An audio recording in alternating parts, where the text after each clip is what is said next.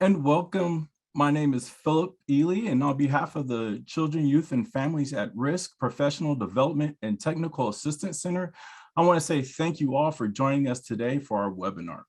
We are pleased to have Dr. Rachelle Vettern as our presenter today. And before we begin, there are a few administrative announcements I'd like to make. So a recording of today's webinar will be available on the CYFAR.org website here in a few days.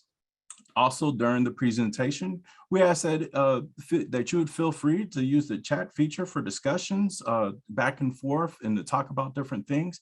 But if you want to make sure that we're receiving your questions that are directed specifically for our speaker, we ask that you use the Q&A presentation, because we're going to try to get the questions out of the chat, but this way we can make sure that we receive them. After today's webinar, you will see a pop-up window that will come up and ask you for a quick survey. We really do value your feedback. Your feedback is what helps us to decide what topics that we're going to do our webinars on. So without further ado, let me present to you our speaker for today. So Dr. Rachelle Vettern is a professor and the Leadership and Volunteer Development Specialist for North Dakota State University Extension. In her extension role, she conducts research and provides education for youth and adults in the areas of leadership, ethics, generations, youth development, and volunteer development. She works with both NDSU Extension, 4-H Youth Development, and Family and Community Wellness. In her faculty role, she teaches online classes for the Great Plains IDEA Youth Development Master's Program. So without further ado, I turn it over to Rachelle. Thank you so much, Philip. Well, I appreciate being invited to present today. I started my career on the Pine Ridge Reservation in South Dakota on a CYFAR project as a youth center director out there and a 4-H youth development agent. And so it's exciting to be back talking with you as a group, because I have definitely been in your shoes at times, managing and working with those CYFAR projects, trying to make sure we got our reports in on time, our budgets managed, and recruited and retained volunteers to work with our amazing youth and families out there across the country. With that, I think we will go ahead and get started, and I'm going to share my screen. We provided some handouts that I think Philip is going to place in the chat. Hopefully you received those ahead of time, but if not, we definitely are going to be working from those. I know I like to have things be interactive and have you be able to take some notes, do some activities, so it isn't just me talking the whole time, but you can actually think through your work with volunteers. So with that, I did provide a generational volunteering in the workplace and community notes page that Philip's going to place in the chat. And that's just a place where you can kind of take some notes and think through some of the things we're doing. Hopefully you also received a handout on volunteer role, a role description template we'll use later that you can either pull up on your computer and think through or write on if you printed that out. And then I have some promotional materials for our Achieving the Extension Mission Through Volunteers course that we offer through our North Central Region Volunteer Specialists as an opportunity for you to further your volunteer work. So with that, we'll go ahead and get started. And my screen's to the side here. After COVID, I haven't really had a chance. I was telling Philip to set up ergonomically. I need to redo my office, so my screen's kind of to the side. So just know as I'm looking that way, that's because that's where my PowerPoint slides are. So I'm sure all of you, if you're out there on CYFAR projects, are always thinking about how do we recruit and retain additional volunteers to work with our youth and families. And it's a critical piece that we in Extension think about frequently. When I started up in North Dakota after being down in South Dakota, one of the things I consistently heard as a volunteer specialist is there was, your generation doesn't volunteer, or that generation won't volunteer. And I just didn't believe that. And so I partnered with some of my colleagues to do some research to really figure out whether or not that was the truth. And I wanted to know, what does it take to mobilize or get each generation to volunteer? And so we did some work on that, and I've continued to read and work with that and listen to other colleagues that are doing research to kind of find out what are the best strategies to work with different generations and their how they like to volunteer. So that's what we're going to really talk about today. And again, I will be sharing all of these slides afterwards, so I know you can take some notes, but we will send these out so that you get them too. So our goal today is kind of to help you understand what a generation is. Most of you have probably been through generational workshops, so we'll just quickly touch on those. If you haven't, we do have some educational lessons from North Dakota on generational diversity in the workplace, or on a Gen Z presentation if you're interested in those. So like I said, we're just going to touch on that piece quickly. We're going to talk about the challenges and opportunities of working with different generations of volunteers. And we're going to talk about how to really support them, and how to really find them out there across your communities in our states.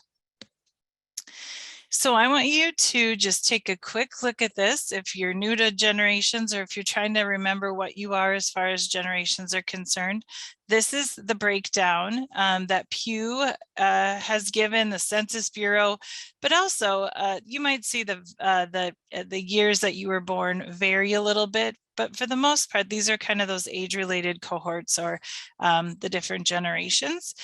And so I want you to think through just a minute what generation you are. And Philip's actually going to pull up a poll. Thank you.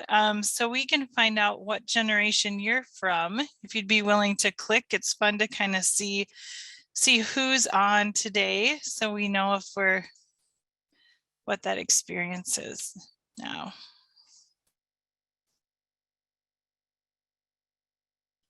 Go ahead and have you do that.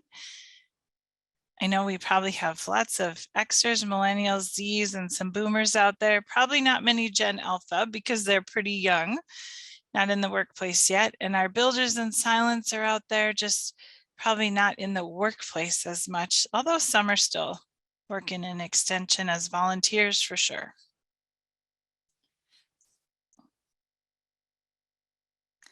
Lots of Xers out there. Wonderful. And some silence. That's great to see.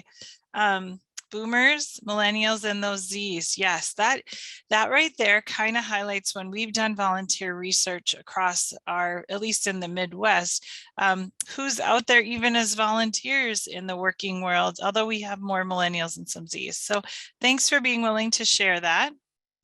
Just want to check my chat here. And Philip, thank you for putting all those documents in the chat for everyone too.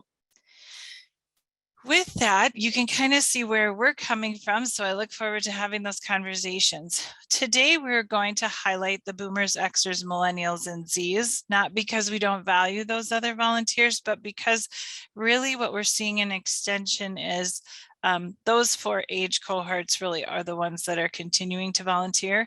Our silence out there, at least in North Dakota, often are still engaged, as I know here we have wonderful 4-H judges and other community volunteers that are silent. So a lot of times in some leadership positions, we have a lot of decision makers who are still silent, but there aren't as many, unfortunately, of them out there. So we're not going to touch as much on recruiting them. So the other concept when you're thinking about navigating and working with volunteers from different generations is thinking about those of you that might be cuspers. When we talk generations, sometimes people tell me they don't really fit into either generation, or they feel like they can kind of navigate between the two of them. And actually that truly is a gift and a skill. So we talk about cuspers being those that are kind of in the middle of 2 generations, and they're actually wonderful recruiters of volunteers from maybe both of the generations that they're part of.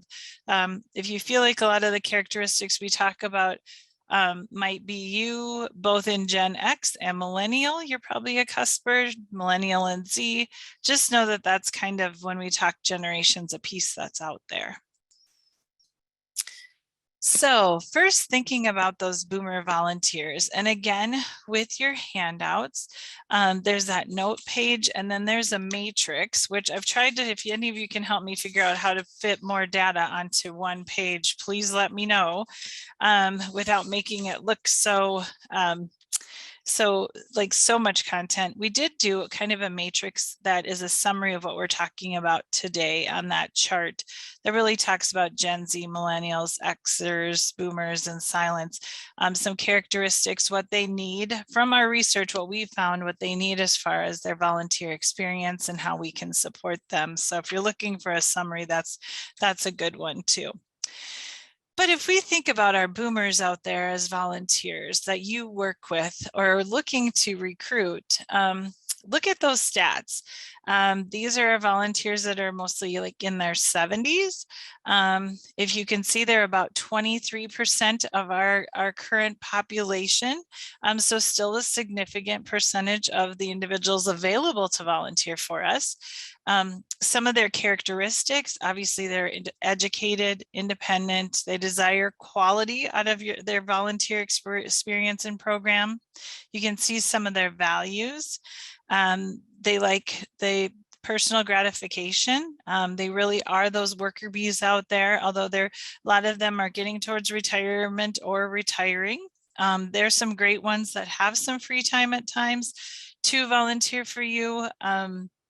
But what they want to do is they want to volunteer really for targeted things we're seeing. They want to be able to share the knowledge that they've gained across their lifetime and be able to contribute. A lot of times, say you have someone who's an excellent photographer in your community, they might be able to come into your CYFAR project and really teach your youth how to take some great pictures.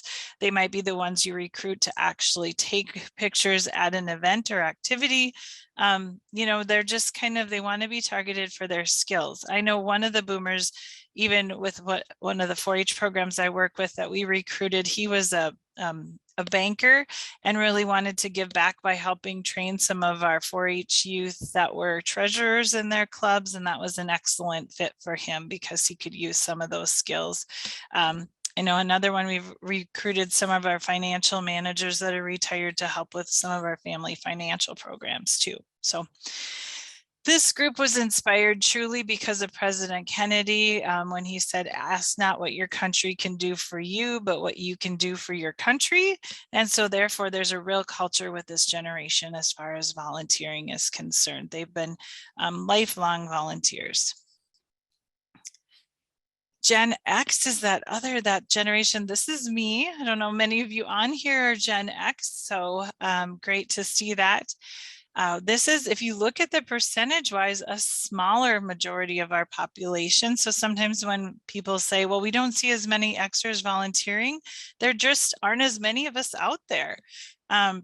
It wasn't something, we're kind of that, there was a baby boom after World War II. That's why we call them baby boomers. Lots of babies were born after the soldiers came back from World War II. And so there was a big population. But then with the invention of birth control and just individuals having 2 parents out there in the working world, with Gen X, there's just a smaller population. And so less to work from. But again, this is that age group where their children are in school, pretty engaged in things, and they are willing to a lot of times volunteer. If you can package that with them being able to volunteer or work with their own children, or contribute in a time frame that works kind of in with their work schedules and their children's schedules. This is also a generation that really is a sandwich generation. They might be at the age where they are really both caring for their children at home, but then also caring for maybe a parent. And so are helping with some of the parents and maybe some health concerns and things like that. So coming up with some flexible opportunities for these volunteers as Gen Zs is really very important. And we'll get into more of those specifics. But as you can see, some of their characteristics and value, they really do value balance. They like to have fun and make sure they're really contributing with their volunteer experience. They at times, because of that sandwich piece, can kind of be stressed out, but they are definitely willing to give back and contribute to their communities. And again, a lot of this is listed on that matrix too that I gave you. All right, the question often for me these days is how do we get those or mobilize those millennials and the Gen Zs to volunteer? And often when I do these presentations, I have some of my wonderful graduate students or some of our undergrad students here at NDSU come in and talk about that, but we just didn't, with the time frame, have that chance today. But what they will tell you, I have some wonderful millennials that I work with actually in Extension in North Dakota and help me build this presentation. They will tell you, obviously, they want an experience where they can volunteer with their friends. They want to feel like they're valued for their ideas, that they can contribute. They want it to be an experience where they feel like they make an impact in their community, where they can meet new people. A lot of times they might have moved to the community to start a new career. And they want to be engaged and get to know others. So if you can provide some of that in your CYFAR project, getting to know the other staff that are involved, obviously working with youth and families, making them feel like they've had a contribution, seeing if you can team them up and ask them to bring a friend. That's always kind of an important aspect of the millennial volunteer. They're very too overscheduled a lot of times because they have that work and family juggle like a lot of us. And so just to take that in mind and offer some flexible options or opportunities for those millennial volunteers. And you can see they have some pretty awesome characteristics and values too. And again, that's 26.1% of the population. So a little bit more out there as far as even available to volunteer for you.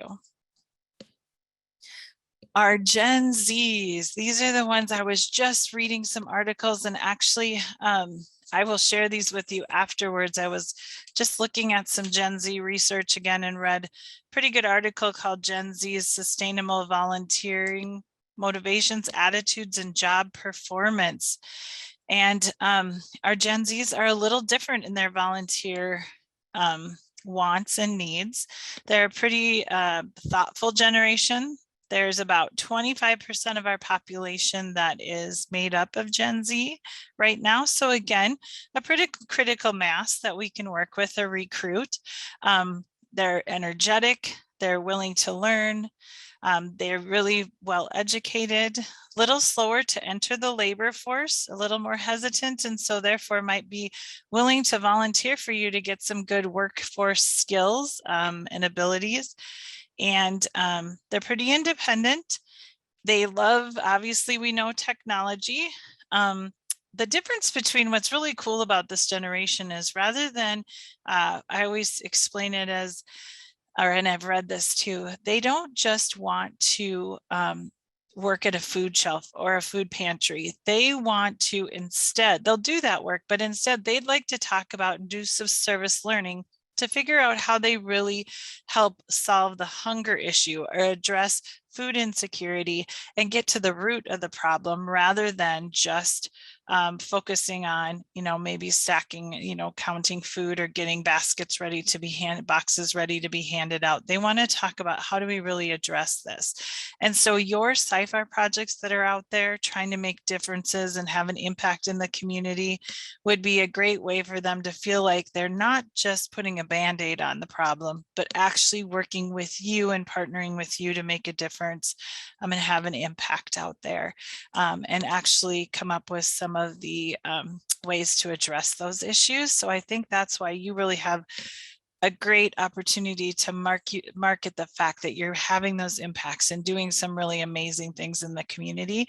And that is what in your communities, that's what a Gen Z is looking for. They, even when they go into a workplace, want to know that their employer is going to let them have time off to volunteer or get paid to volunteer.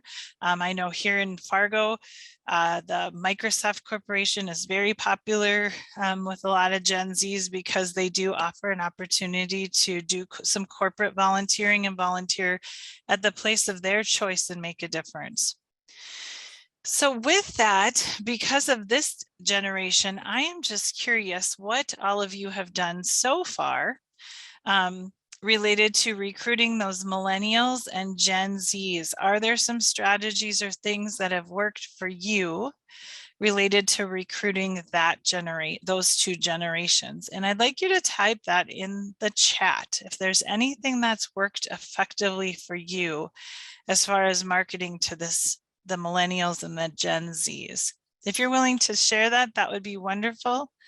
And then we'll jump into the next slide, but I'd like to see some of those.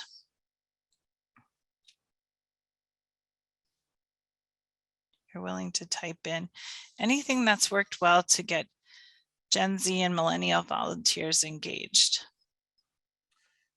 And if you like, you can raise your hand and I can give you speaking permission so that you can answer the question as well. That's great. Social media, wonderful. Thank you.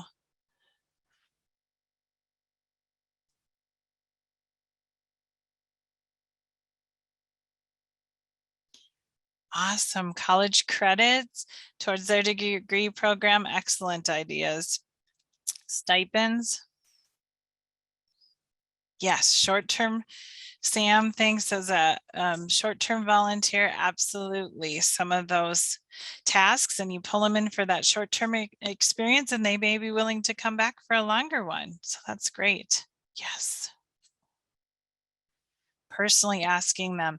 Christine, I'm glad you said that personal ask. The research says over 90% of the individuals that you personally reach out and ask either face-to-face or via phone are going to be the ones that say yes to you because it's hard to say no when you're asking in person or personally. So it's a great way to do that. Good recruitment strategy. Well, thank you for sharing those ideas in the chat. I know I've been talking a lot, so I just want to make sure you're kind of thinking through these things as we talk about how you engage these different volunteers. I'll go ahead and share my screen again here. Well, some of you mentioned communication. And as we're reaching out and you think about working with and recruiting volunteers, we're going to touch on that. I want you to think about what is the most effective way to reach those volunteers that you currently have or might be recruiting in the future. And so as you can see, different generations, what we found is obviously they prefer different ways for us to reach them or communicate with them. And our extension professionals here in North Dakota, when they ask, they're always, they're like, well, what do we do? How do we reach them? Kind of my answer or the discussions that we have is you have to use all of these forms, fortunately or unfortunately, to really reach those volunteers and actually our individuals in our extension and CYFAR programs. It takes a lot of different ways, so we have to be creative. And that might be even one thing that you ask some of your volunteers out there from different generations to specifically help you market your CYFAR programs or events that you're hosting to the families and the youth that are involved. That they help you as a volunteer in thinking about how you communicate the most effectively with each generation. So we can see Silence that are out there helping us volunteer. They still really do like simple and straightforward communication, letters, phone calls, some of that. Boomers, they like that phone or face-to-face networking. They too will respond to emails a lot of times. Xers like that direct approach, email, social media. We've been having some debate about whether Xers do or don't really like voicemail. There's been lots of conversations about it. I think it's maybe half and half about whether or not they really like that. And then some texting too, even. Millennials, obviously, if you want to reach them, some great ways are those social networking websites. As you mentioned, emails, texts. Snapchat too. And Gen Z, of course, it's social media. And the article I was just reading again reminded us the top way, and I know some of you out there are already doing that, to recruit Gen Z volunteers is really TikTok. And I know some of you need to brush up on your dance moves or have your kids be the ones, if you have permission to do some recruitment as far as working with them, maybe with their projects. And Snapchat, and then also Instagram. But they do really enjoy the face-to-face work too, and being engaged and making them feel like they are making a difference. So some of you kind of listed in the chat ways that you have found to be effective in recruiting. Do you have, or would you be willing to put in the chat some other suggestions you have for reaching out to your current volunteers, or way you're kind of recruiting volunteers right now? What's your best way to communicate? Evan, you mentioned that, yep, those phone calls might be a little uncomfortable.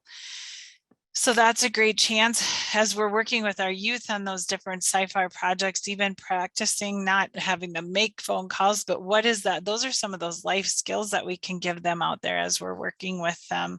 How do they pick up a phone? How do they talk about some of those, answering, having those conversations? I know I was just working with some youth and I have these conversation cards, and I'm sure you've seen them before, on the different tables, and have youth just even talking with each other, answering questions about who's their favorite superhero, who is their favorite, what's their favorite color, what do they want to be when they grow up, if there was one problem to solve in the world, what would it be? And it's amazing to me what just having those discussion prompts really did to help open that communication between youth and adults that were sitting at tables together. And after COVID, it was just kind of like really practicing, how do we talk to one another again on some really maybe similar topics that are pretty neutral, that we can get that started. So those are some of those communication pieces we can continue to work on. Anyone have any other ideas of strategies that have worked effectively to communicate with their volunteers or their other CYFAR individuals they work with on CYFAR projects? You can type that in the chat now, please.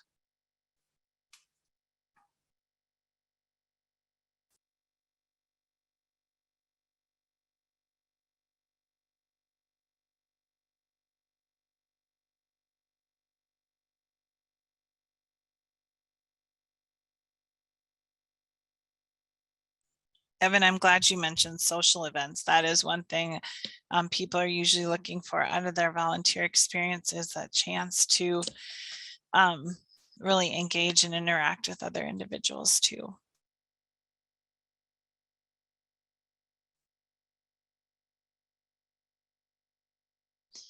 Well, you think about that. One way we've found has been effective is that Remind app. If there's specific volunteer events or activities, or the Group Me app is a good way for, it seems like a lot of generations will check that app just to see if there's things going on related to their volunteer experience. So just a minute here, and then we're going to get to some where you get a chance to do a little work and kind of think through some of these things. So again, I mentioned that matrix, but kind of to summarize, to think about really what the volunteers want, or how you can design a specific volunteer experience for a certain kind of volunteer. I mentioned that the boomers want something a lot of times targeted on their skills and interests, how they can make a difference. And then a lot of times treating them professionally is important. Having a well-run, efficient volunteer experience is important, not only for boomers, but all of us. When you ask an individual to volunteer at your location or your site during your CYFAR project, make sure when they show up, you have them engaged, that they're mobilized, that they know what they're doing. We're going to talk about role descriptions, but if you're going to recruit them, you need to have a well-written role description or position description to let them know what they're signing up for. I know personally, when I say yes to volunteering, it's because I know how long it's going to take, what's going to be expected of me, or what are the success criteria. And then, kind of what's the timeline? Is this a year experience? Is this a 2-year? Is this 5, 10? We always joke in extension a lot of times, it doesn't have to be a lifetime commitment. I know some of our 4-H volunteers or Master Gardener volunteers are okay with that, but some of them want to just maybe come in and do 5 hours a week or 2 hours a week, or it might be just once or twice that they come in and help share some knowledge with us. So really having things spelled out ahead of time.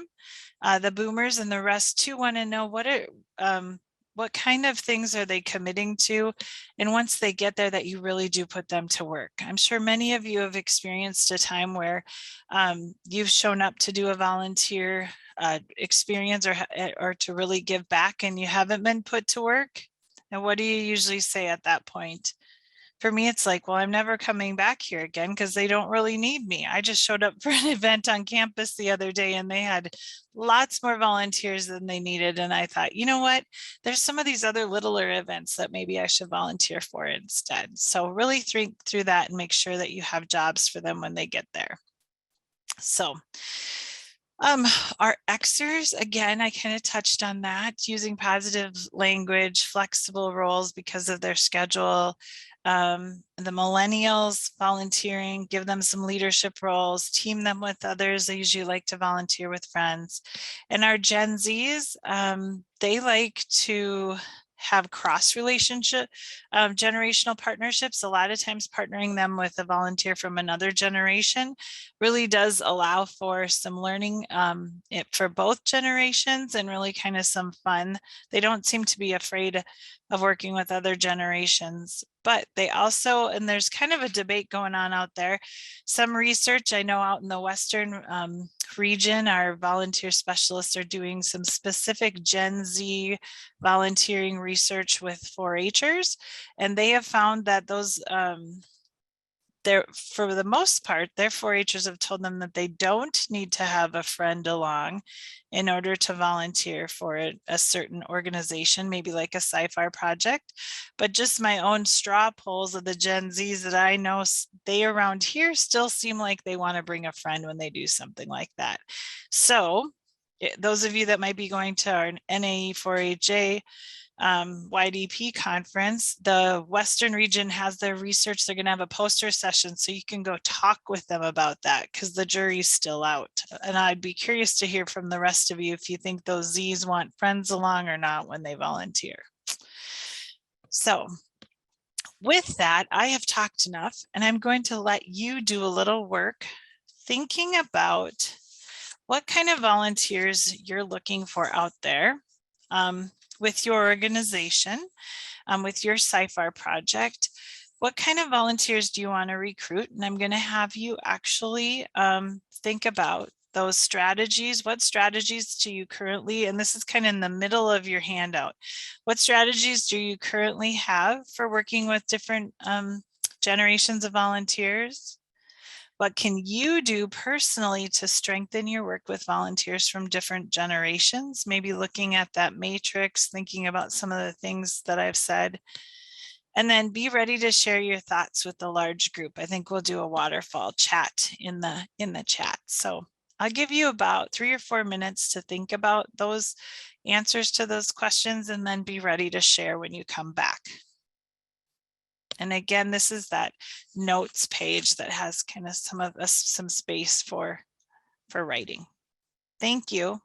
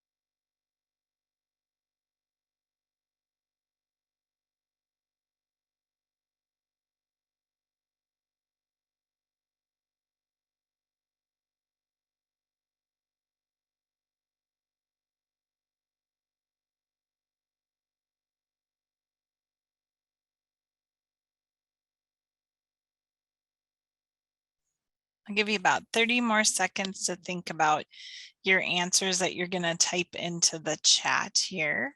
And then we're going to do a waterfall chat where you hit return all together. Just I'll give you a couple more seconds here to think about that.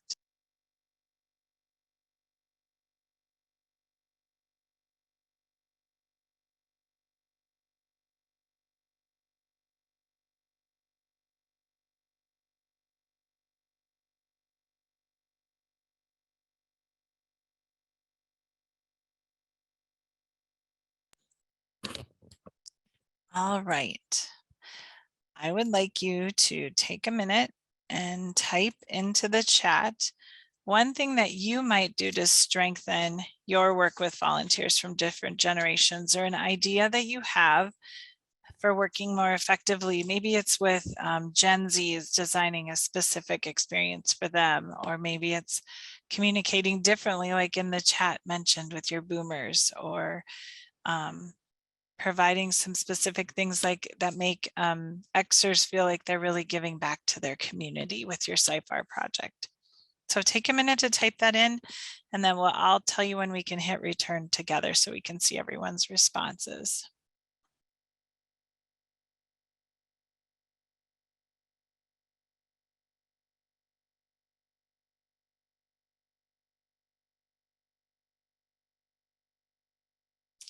All right, go for it. Hit return.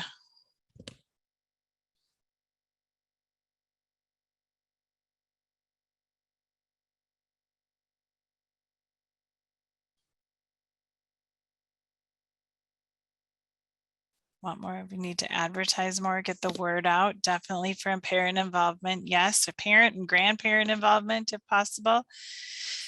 Not always on a military base, that's for sure. Clear policy, positive role models, absolutely. Multiple volunteer roles and opportunities important. Develop a plan for recruitment specifically with those different generations in mind, absolutely. Still building your volunteer policy, great. Personal asks, listening, pitching, yes, definitely. Thanks for sharing those great ideas. All right, well, I appreciate you responding in the chat. I know it's after lunch, you have lots going on, so we'll keep moving here. Thanks for sharing those. If you have more ideas, definitely put them in the chat. So those outreach ideas, how do you find those volunteers? Well, I'm just going to zip through these quickly. With boomers, they still kind of do really gravitate towards those high profile media and technology. You might be able to advertise on the radio at times. If you have an online newspaper, still putting some things in there just to let them know more about your success of your program, what your CYFAR project has accomplished. Because if we have things that are going on that look fun and exciting or feel like they're making a difference, and they see those there, and then you put a little tagline that, hey, we're looking for more volunteers to help with this, or do you feel like you want to come in and teach something to our amazing youth or our families? That really does help. People want to volunteer for successful organizations. You can use a volunteer, make sure you're advertised in something like Volunteer Match. So if someone types in, I was just doing that today to double check again, here even in that Fargo area, if we type something in and say, I want to volunteer, it comes up with different opportunities that are listed for me to volunteer on Volunteer Match, whatever those different groups are out there that you're listed in there. That you engage or encourage. We still have civic organizations. I just went and spoke to the Kiwanis clubs, the regional conferences the other day about generational volunteering. They're still willing to make a difference in their community, and you'll find a lot of boomers and actually other generations in those civic organizations like Kiwanis and Lions sometimes. Our boomers are very health conscious, and so advertising at their local fitness or wellness centers, at healthcare facilities. We all end up sitting at those doctors and dentist appointments, no matter if you're a boomer, an X, or millennial, Z. And so you kind of have a captive audience who's willing to read just about anything. So if they'll let you put up some flyers or some table tents, we find that's a pretty effective way to advertise. Xers, you can see these quickly too. I mentioned those doctor's offices, childcare centers, they might be in grad school. I had just talked about flyers at bookstores or coffee shops the other day. And actually I was in Purim, Minnesota, and I was standing waiting to use the restroom. And here was a Minnesota 4-H flyer that said, you need to volunteer for Minnesota 4-H and an extension. And I thought, you know what? They're doing it.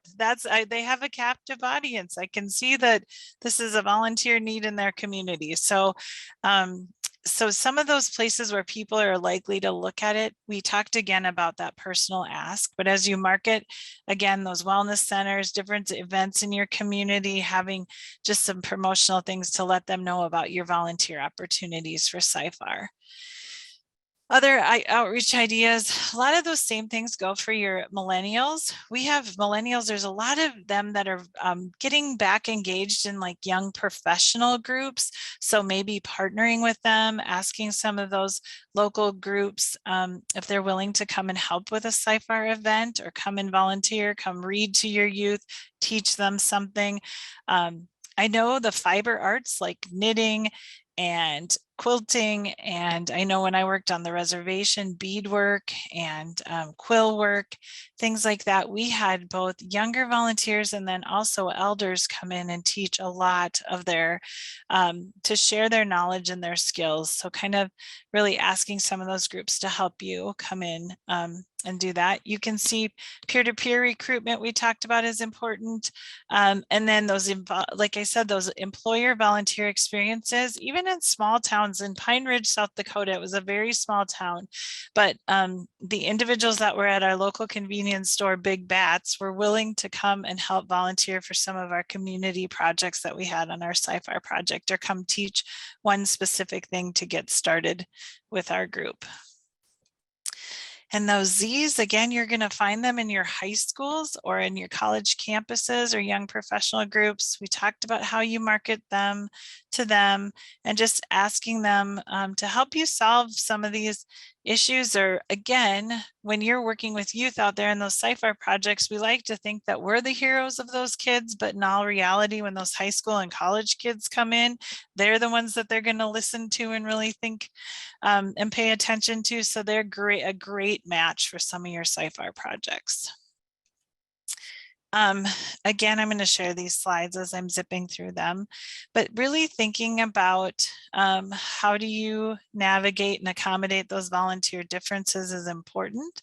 How do you build on those strengths so you can offer some mentoring with each other, that you're training using your current volunteers to train your new volunteers, and they can provide some mentorship, and really think about how you design that experience.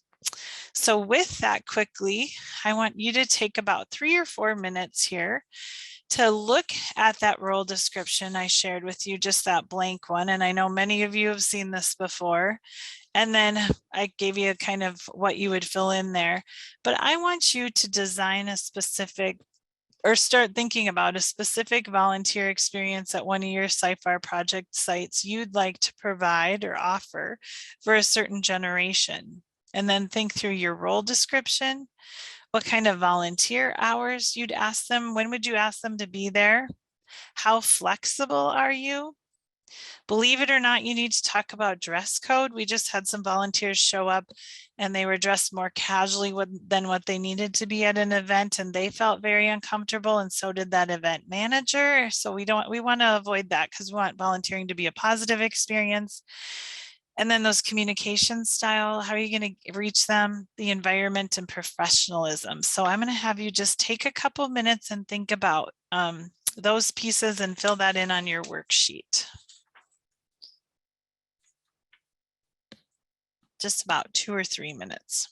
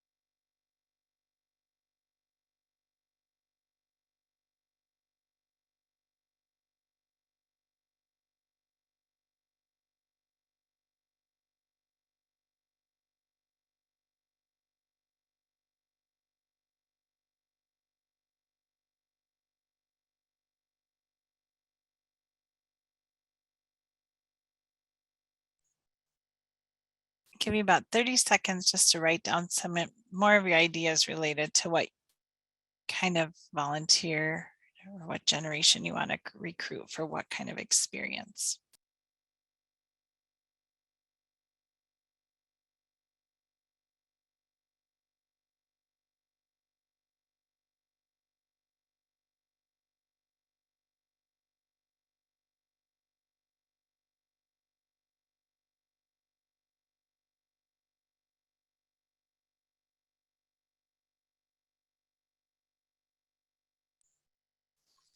All right, well, hopefully you've had a chance to think through those and what kind of volunteers you want to be looking for in those CYFAR sites. And again, those are some key pieces. And some of you already put those in the chat prior to this about really having some slides to recruit, having conversations with some of those college students. I love your ideas about that it isn't, Evan, you talked about it not being a really a pitching, but actually listening to what that volunteer wants out of their experience. And that goes for every generation. So I want you to save those and hopefully talk to your individuals at your sites about what you're looking for, your other colleagues. I know when my coworkers, I chatted with them about what we were looking for and how we were going to recruit and find those individuals for our CYFAR volunteers. Very important to have those conversations. So I wanted to, because I know our time is growing short and this is like a lot of words on the slide, but just give you a few things that I'm sure you've heard about before, but the research really tells us, and our research when we did this told us about, I just looked back at one of our journal articles with some of the quotes in it that told us specifically these things again from all of our different generations in that project.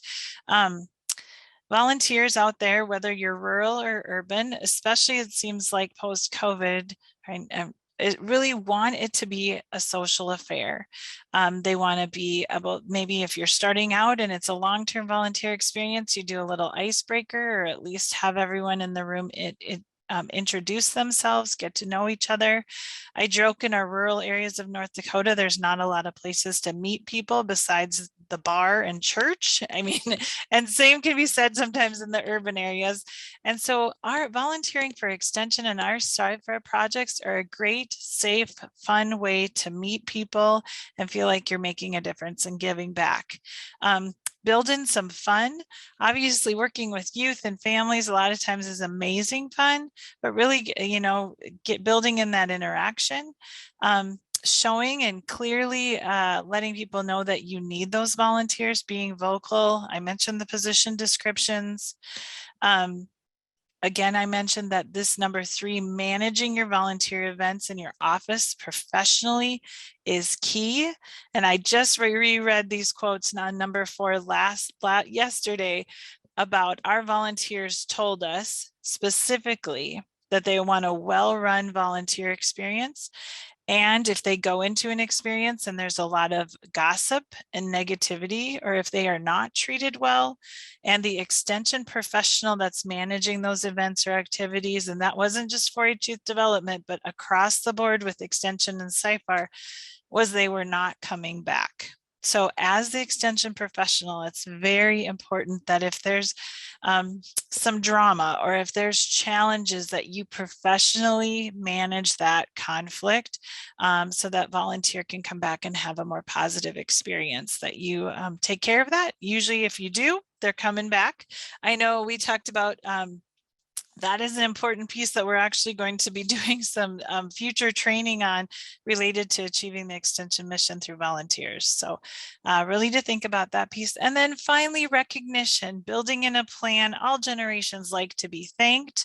When I went to speak to this regional Kiwanis conference, there were actually our Gen Zs that were involved in their work that were there, said their favorite thing to receive was, I showed Philip this the other day, those handwritten thank you notes are still the most popular thing for our volunteers from all generations to receive, and they certainly don't cost that much. So really important for those pieces.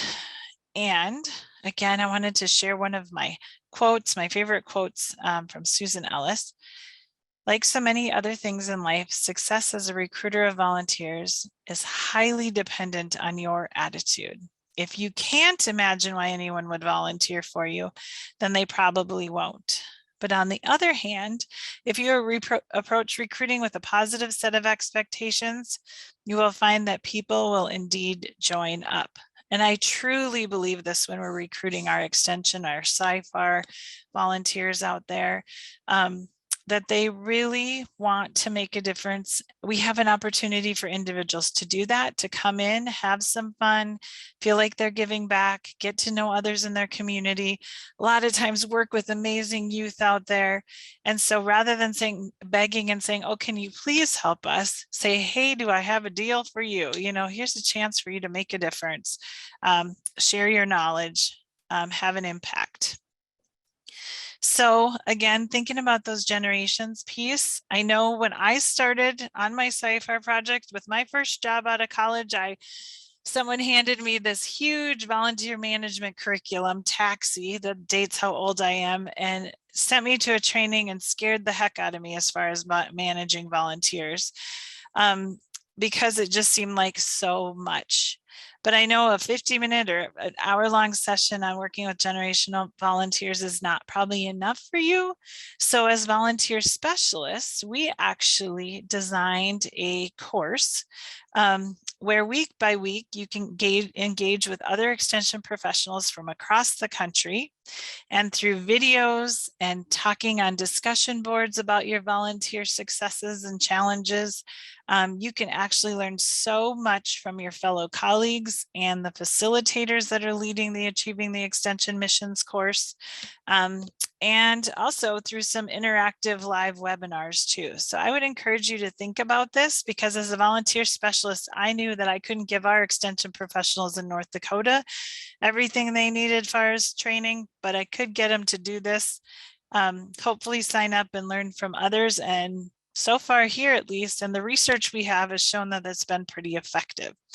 So I want to encourage you to think about that. And actually, we're designing a volunteering 2.0 that deals specifically with conflict management related to volunteers. And that's a quick week-long course that'll be coming up. So some things to think about. And again, just to really get you to think about how you recruit and work with and support those volunteers from different generations. This is my contact information.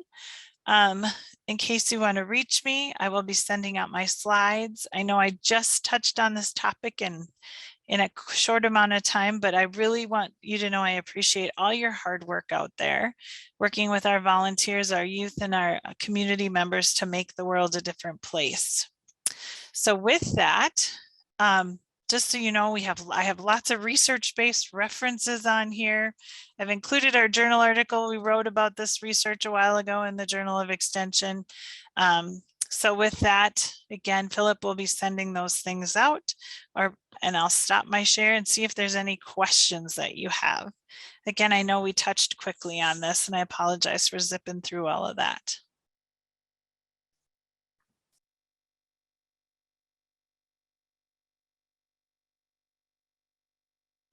I can answer questions in the chat, and if not, okay, to just hang out. And of course, if you have a question and you don't want to chat it out, all you have to do is click on the raise your hand icon, and I can give you speaking permissions.